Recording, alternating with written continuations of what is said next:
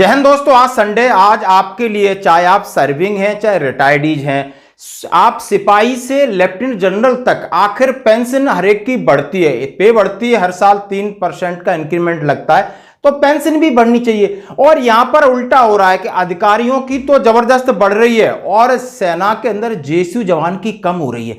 ऐसा कभी होता है और यही एक खास ओआरओपी की एक बहुत बड़ी विसंगति है, यानी एडजस्टमेंट में बहुत बड़ी गड़बड़ी है। और इससे लाखों, यानी एक दो नहीं 30 लाख लोग सफर कर रहे हैं। और ये गलती 2016 के बाद होती है और गलती लगातार बढ़ती आ रही, इस बात का बड़ा खेद है। और वो गलती इंडिविजुअल की हो सकती है, यूनिट की भी हो सकती है, रिकॉर्ड की हो सकती है, पीओआर की हो सकती है। इंडिविजुअल की इसलिए हो सकती है कि उसको जानकारी नहीं है कि हमारे इंटाइटलमेंट क्या है, हमारी बेसिक पेंशन पे कितनी होनी चाहिए। और यूनिट में जिसने जैसे कर दिया, भेज दिया, रिकॉर्ड ने कर दिया, पीओआर ने फिक्स कर दी। पीओआर को कोई मतलब नहीं है कि ये एक बंदा जूनियर है उससे ज्यादा ले रहा है। और इसी गलती के चलते हुए आज अफसर तो पूरा फायदा ले रहे हैं, लेकिन जवान आज सफर कर रहे हैं। और एक ऐसी बड़ी विसंगति जिसको कोई भी समझ सकता है। यानी हम चाहते हैं कि ओआरओपी 3 इंप्लीमेंट होने से पहले सबके कान खुल जाएं, आंखें खुल जाएं कि भाई ये गलती तो सुधार लो, इसमें तो बहुत बड़ा फॉर्मूला नहीं है। और वो गलती क्या है जरा हम आपके साथ बोर्ड पे शेयर करेंगे। वीडियो थोड़ा बड़ा हो जाए कोई बात नहीं, लेकिन आपकी अवेयरनेस का ये आपका हक है, ये आपका राइट है। और इस वीडियो को शुरू से अंत तक देख के आपको लग जाएगा कि हाँ ये बात सत्य है। और यदि आपको गलत लगती है तो मेरे व्हाट्सएप नंबर पर जरूर कमेंट्स करना। मेरा व्हाट्सएप नंबर है, बोल देना साहब ये चीज गलत थी और आपने गलत स्टेटमेंट है। और आप यदि बहुत बड़े धुरंधर हैं या कहीं बहुत बड़े लोगों से अटैच हो तो इसको दिखा देना और सुना भी देना। दोस्तों मैं बात करूंगा, ये आपका पेंशन का चार्ट है। और पेंशन का चार्ट है कि 1 जनवरी 2016 से फिर आपका ओआरओपी 2 में आपको घाटा भी हुआ है। आखिर घाटा कैसे हो सकता है आप समझ सकते हो, इसके ऊपर बात करेंगे। और अधिकारियों को कितना फायदा हुआ है, फिर ओआरओपी 3 में घाटा होगा या बाड़ा होगा, कौन कौन से फैक्टर हैं जो इसमें हमें कहीं ना कहीं ध्यान में रखने हैं। तो बात करूंगा रैंक की, सिपाही से लगा करके लेफ्टिनेंट जनरल तक का रैंक की आज हमने टेबल बनाया, सिपाही से लेफ्टिनेंट जनरल की, जो कि आपको पता हो नहीं इससे पीछे क्या हो रहा है। अब इनकी जो सर्विस है सिपाही की 17, 19, 22, 24, 26, 28, 30, 33 और इनका कोई सर्विस क्राइटेरिया नहीं। आइए तो हम बात करते हैं कि 1 जनवरी 2016 को जब आपकी 7th पे सीपीसी के अंदर तनख्वाह आपकी पेमेंट फिक्स कर दी 2.57 के मल्टीपल से, तो कितनी बनी। और फिर आके 2019 में इंप्लीमेंट होती है तो बढ़नी चाहिए क्योंकि 3% का इंक्रीमेंट लगता है।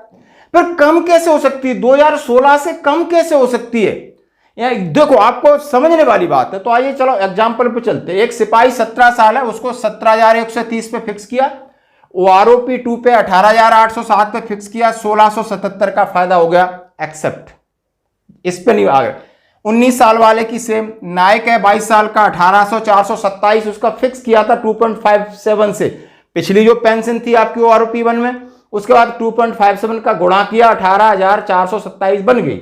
और आपको इंक्रीमेंट लग के 2001 कब की, 2018 का एवरेज लिया गया है, 19 में इंप्लीमेंट हुई, समझ रहे हो ना।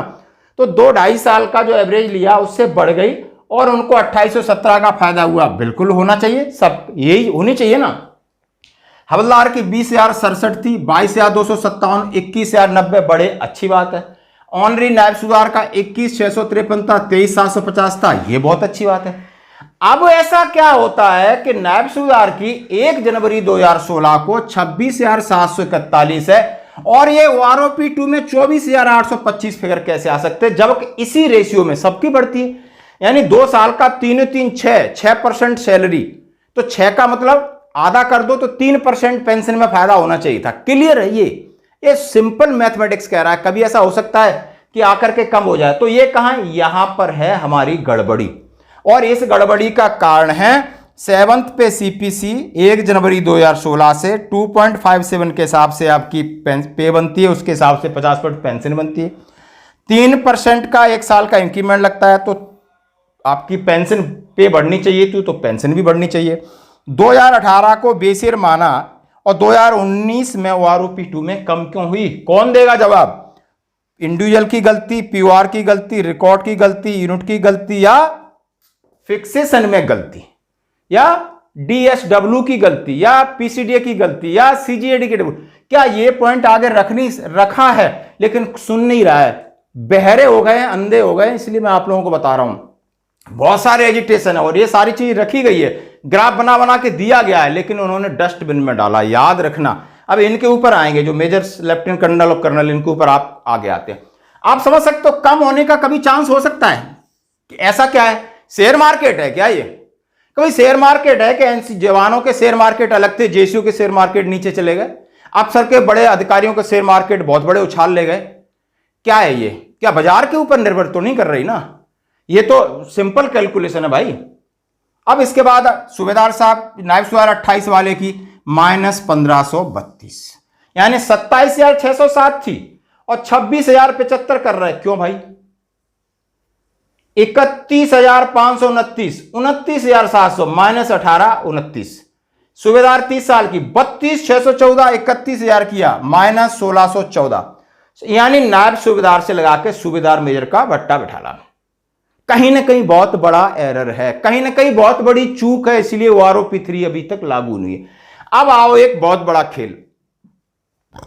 1 जनवरी 2016 में ऑनरी लेफ्टिनेंट 41,352 और 43,716 ले रहा था।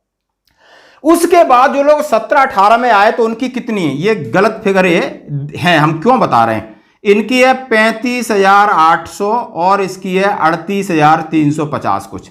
कितना अंतर है? 6,000-7,000 का कम है।